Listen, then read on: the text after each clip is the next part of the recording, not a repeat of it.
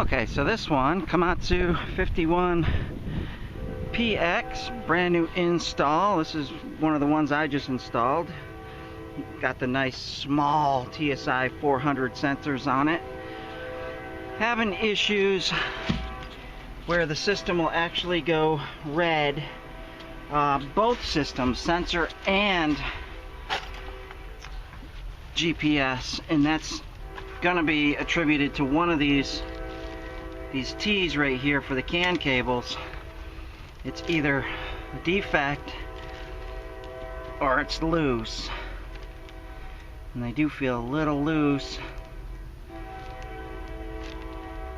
so we will disconnect those, put them back together, check the pins, make sure they're in good order.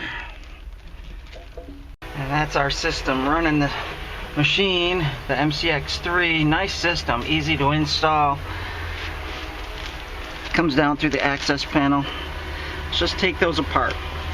Yeah, that T I don't think requires the pin to be missing, which is causing this system to go red and having a hard time initializing.